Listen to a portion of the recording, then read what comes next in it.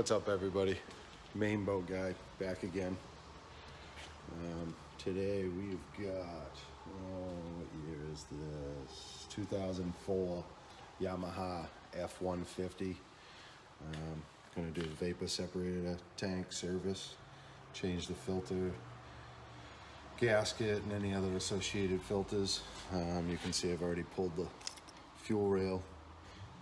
Injectors were sent out to be cleaned. So yeah, we're gonna pull this intake and show you guys how that's done. So basically, first thing you're gonna want to do is remove the plastic intake, 10mm bolts, a couple hiding inside there, and then one. Get this to go to the right spot. Right there. That one there. I'll start doing that. Tell you what I can while I'm doing it.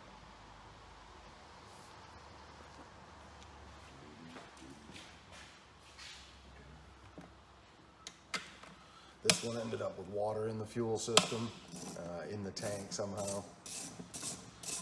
And it basically went right throughout the fuel system.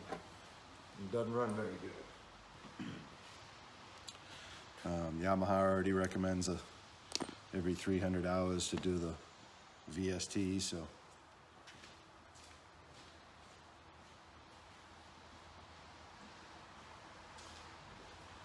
right now I believe this one has 360 hours or somewhere right around there. Need a 10mm wrench.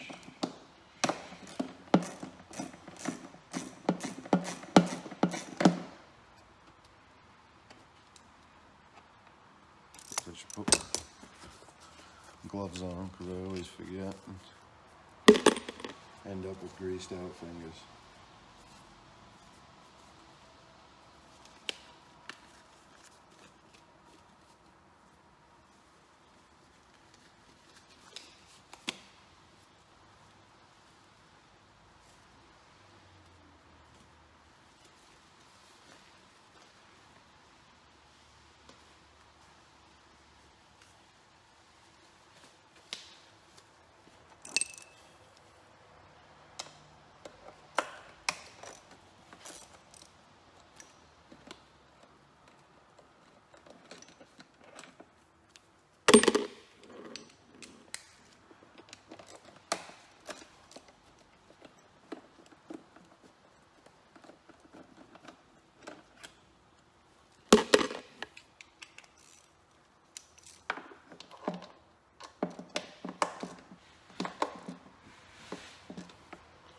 Need a wrench for that one.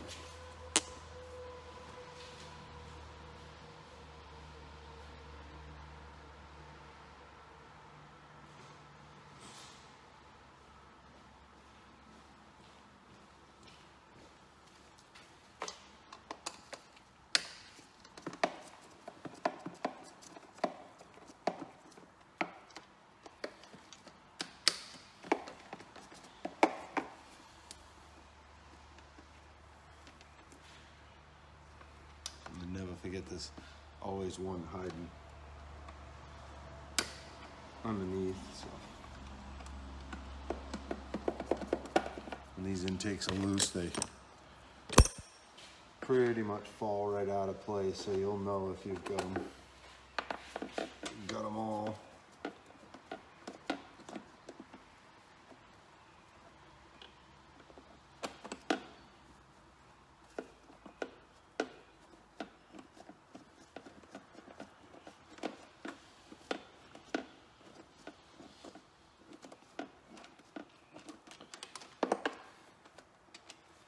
This one here also got some new control cables, so you'll see that none of that is connected right now.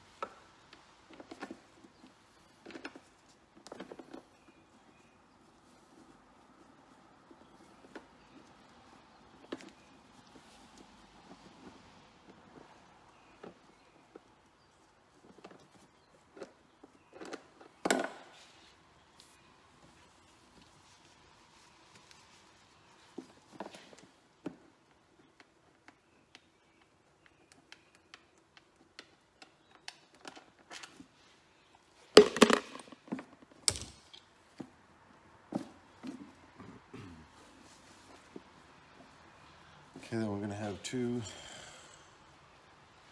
breather hoses,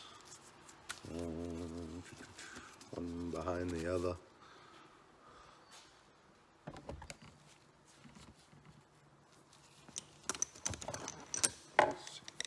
Pop it off with a screwdriver.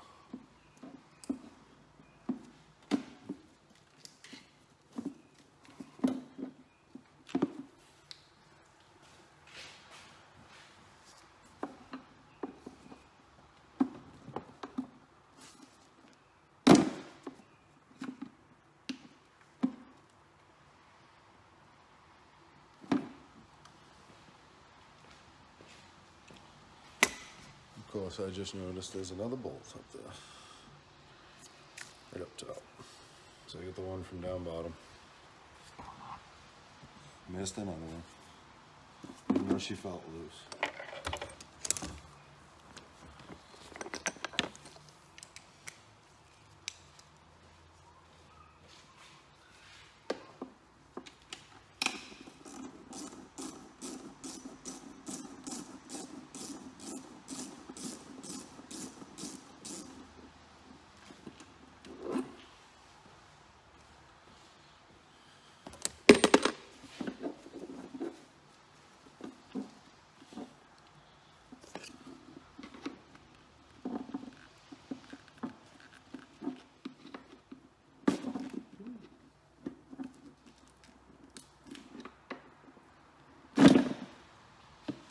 Well, it was that bigger, larger hose there.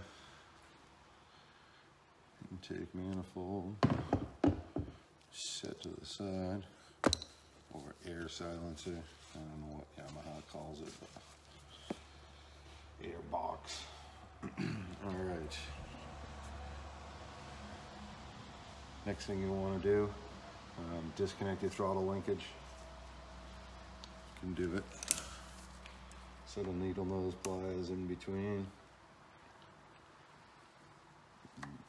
Gently pop it out just because everything's plastic. That's out of the way. You got 2 12 millimeters. We'll get those out of the way right now too.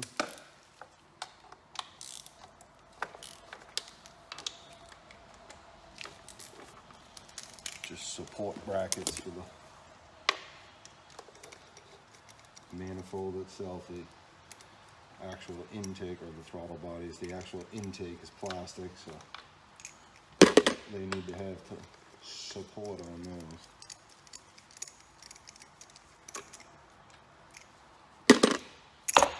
Okay, next we'll do harnesses. See if I can figure out how to zoom in on this. Guess I can't. All right, so let's see.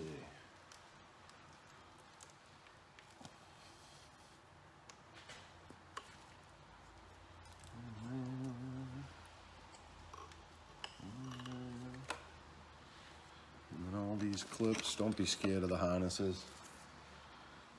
I know it's intimidating if you've never done it before, but you know, basically everything falls back into place, and for the most part, you can't really, I don't think you can screw it up too bad, you know. Always take pictures, that's a huge thing. Take pictures. If you're worried that you're not gonna be able to get it right, take pictures. So basically you get the whole harness off. You got one more. And back.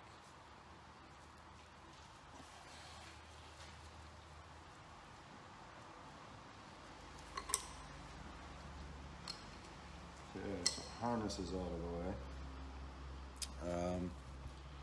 Then you're going to take your water lines off.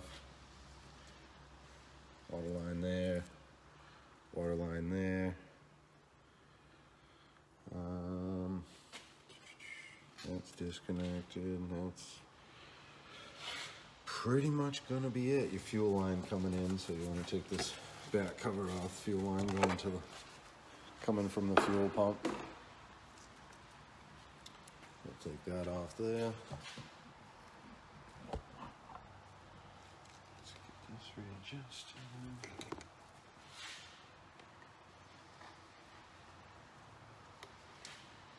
These hoses, more than any other hoses, these are really thin, so you want to push the hose off the fitting rather than trying to pull. If you pull, you're going to tear it, and if you do it too many times, then you're going to need to replace the hose. So if you just, you know, try and push the hose off, go from behind the hose and work it off, that's the easiest way.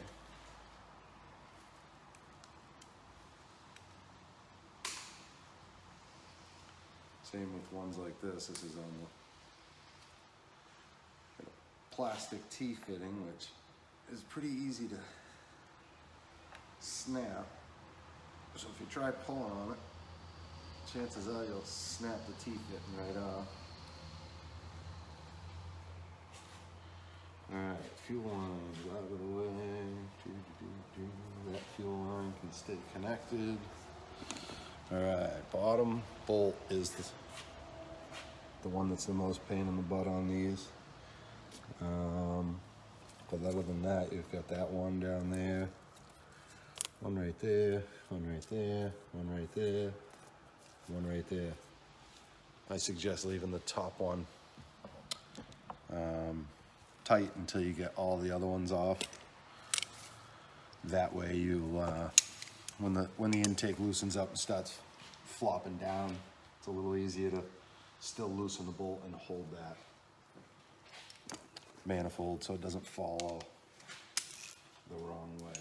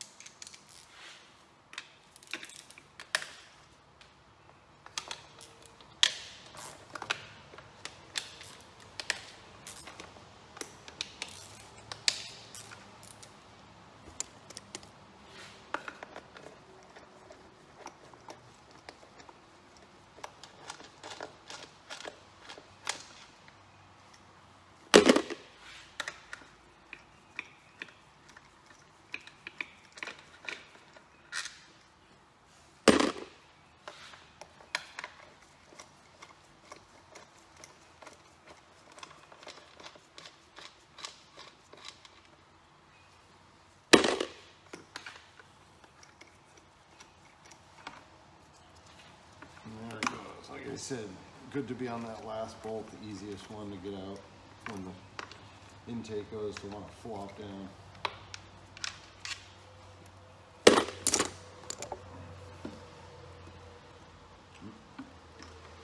One more vacuum hose here.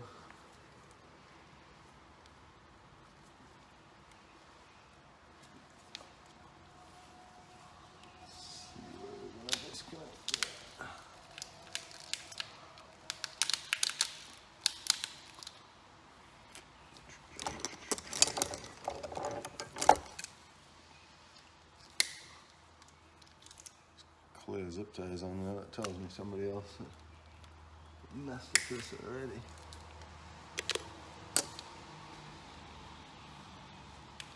Yeah, so that's the one going into the intake.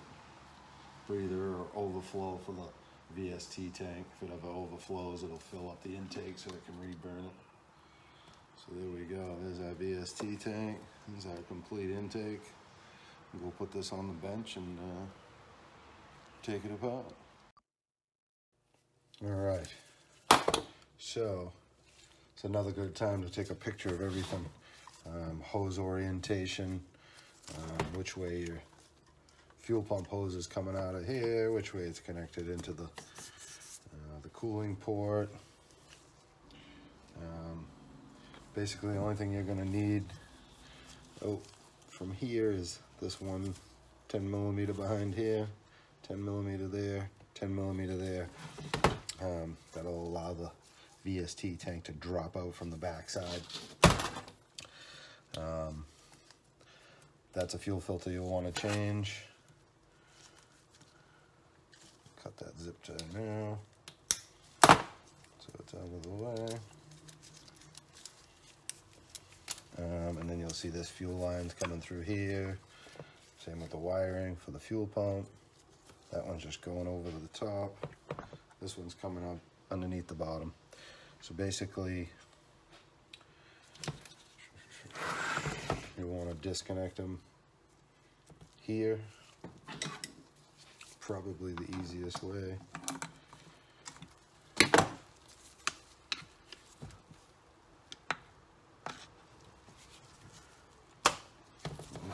little bit of gas in there.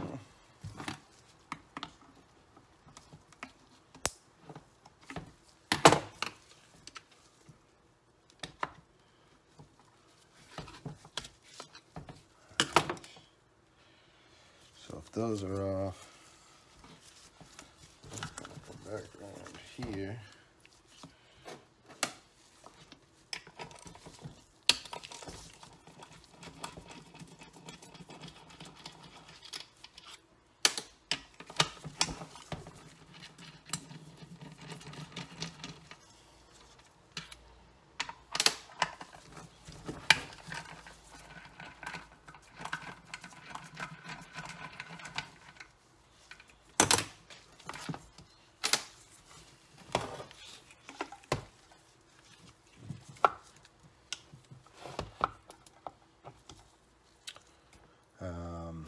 Regulator vacuum line, that will need to come off.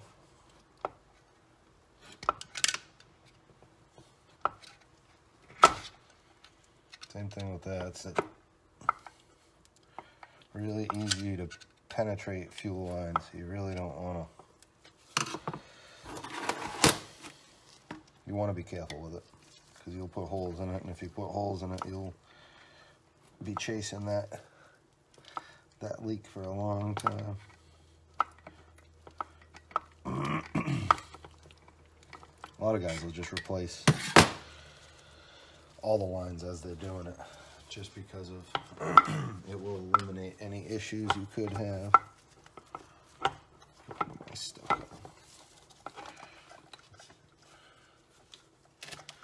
So like I said, you're going to pull all these lines through. You can take it off either way you want. Disconnect the lines from here and leave them in there, or just take them all out like I do. Whatever way works for you. But knowing where they go back in is key. So this we can put aside as your rubber intake seals.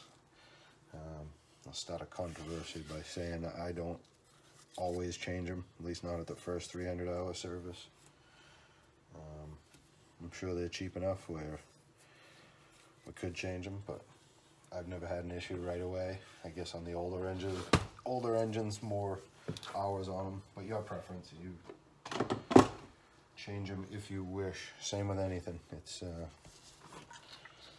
your call. All right, like I said, we're going to change that filter. See if I can drain from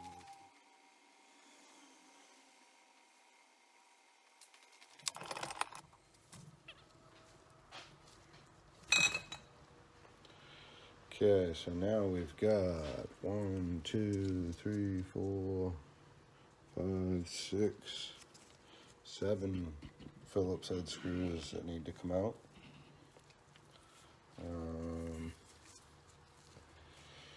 And like I said, that fuel filter, that's the only one. Don't forget that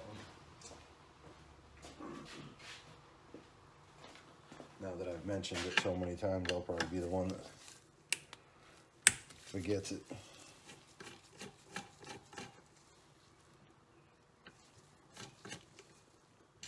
If you got a lot of dirt built up around the top of your VST, now's the time to clean it out before you pull all these screws out and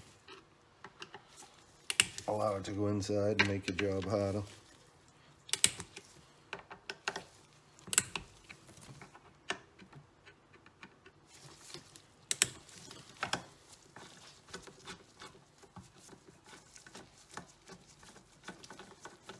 Another good reason for doing these just on a regular basis is these screws. I like putting grease on them, and I'll tell you what, if you don't take these things out for 10-15 years, it's going to be a nightmare getting them out.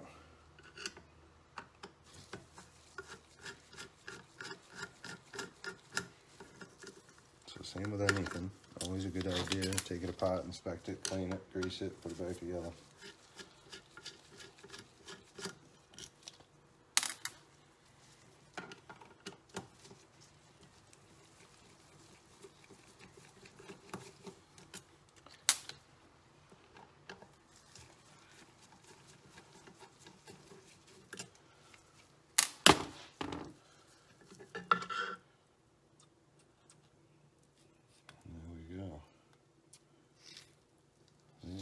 Filter.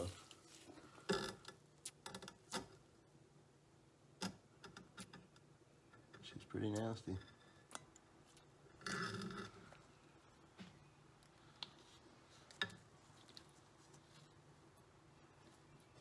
Definitely clogged up.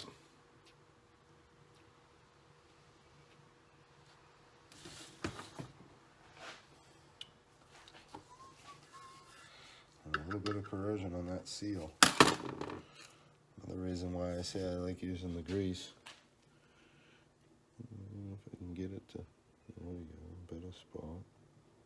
You can see the corrosion on that, so peel that off, clean that up. Like I said, I use grease on it. You can use anything you like on there, anything that'll keep the corrosion from doing that again, because obviously that'll eventually cause a leak. Get rid of that. You can see a little bit of water left over on the bottom.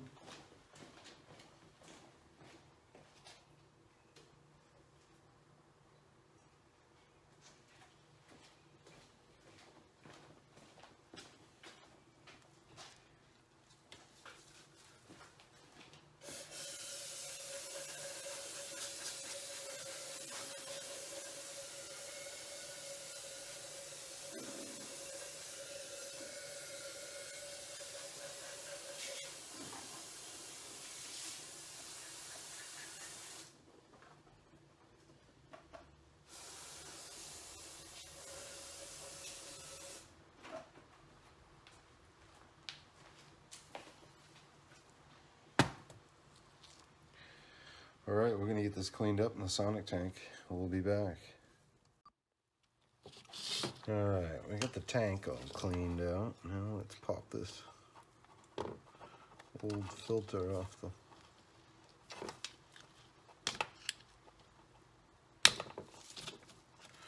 showing here good.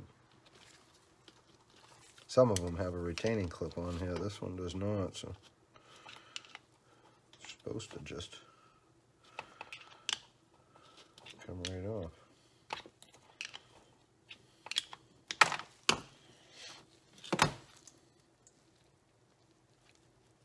Once again, she nasty.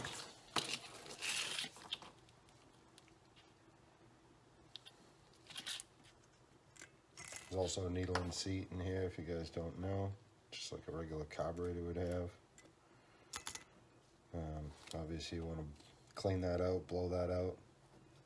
Some guys replace it, some guys don't. Recommended maintenance doesn't call for you to replace it.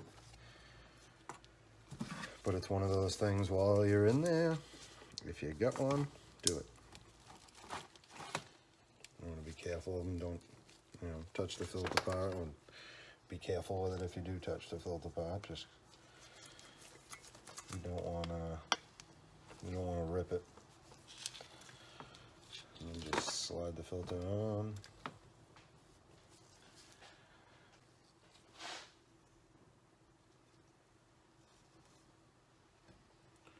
I'm just adding a thin layer to where the gasket goes.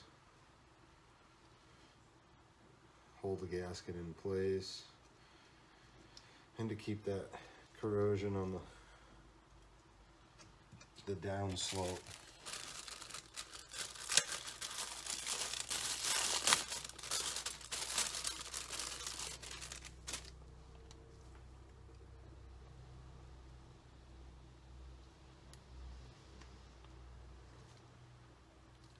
always make sure that gasket is sitting in there right. And the last thing you want is to put this all together and find out you got a leak and you're pulling it all back apart just because you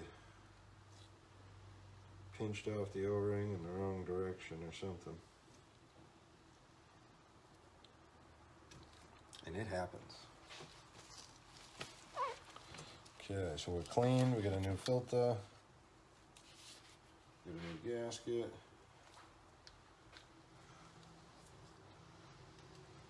I think we're ready to put it back together.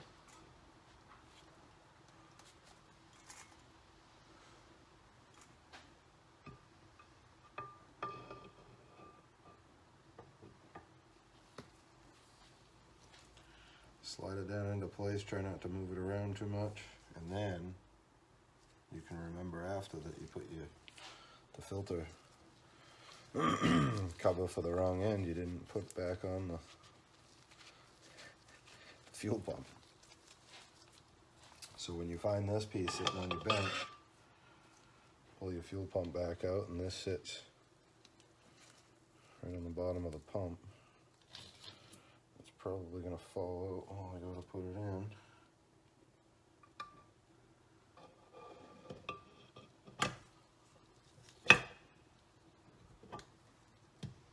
Thankfully it did not.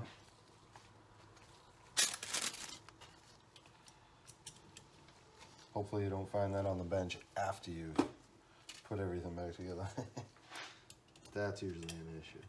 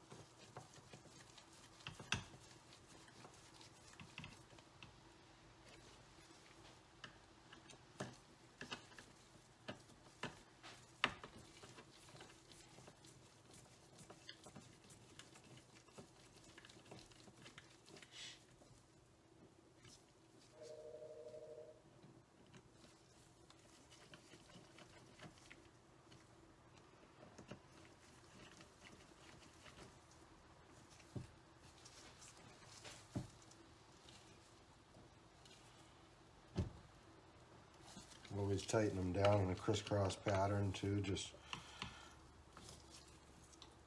you want one side tight and then tighten the other side. You want to have the ends tightened down or the middle tightened down first and then work your way out, whatever way you prefer, but just as long as you crisscross it and do the whole cover, you won't crack it. One there.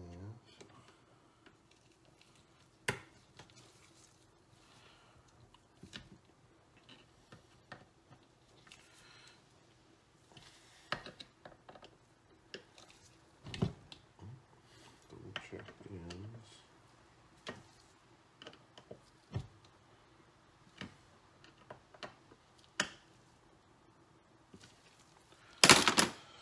All right, now let's see if we can get this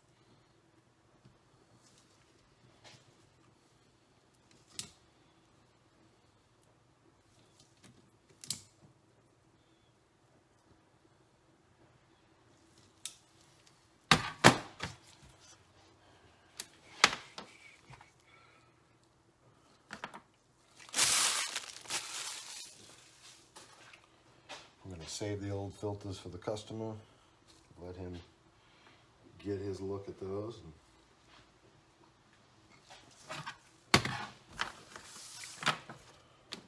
We're gonna mount this bad boy back on.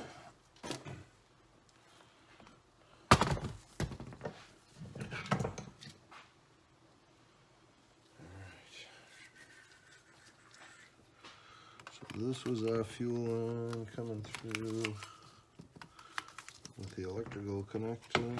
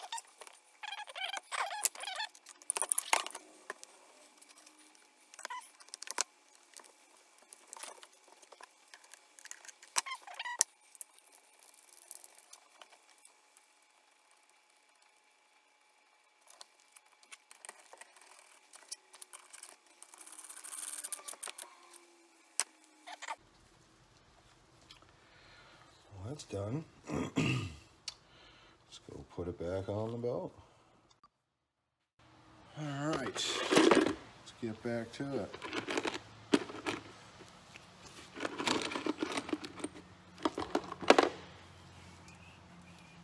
If we get your vacuum line going over that way, first thing I do is we get the dowel pins in the right here for the intake manifold. And those go, you know, to hold the intake in place in the right spot before you go jamming the bolts in there. So hold that up into place. Make sure you get both of them in, top and bottom. Something's holding me. There we go. So hold that in place. And then one bolt up here.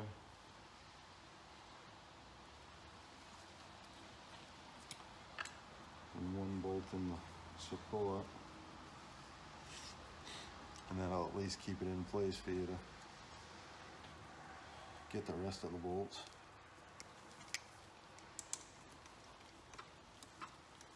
Obviously get them all in before you try tightening them, especially with plastic intake manifold.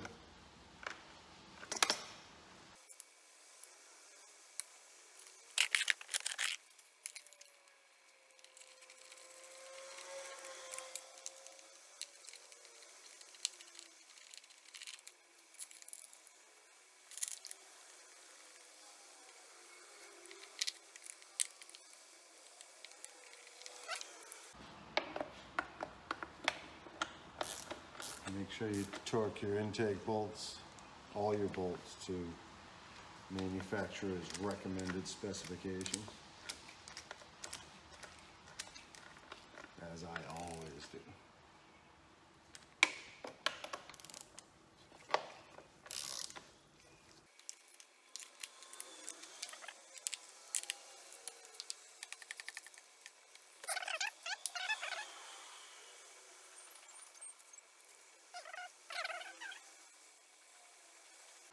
So what they do when they clean the injectors, they obviously run it through a machine to clean them, but they replace that filter. You can't see it because my camera's not going to focus on it, but it's right inside there. And then all these O-rings and stuff. So it's always a smart idea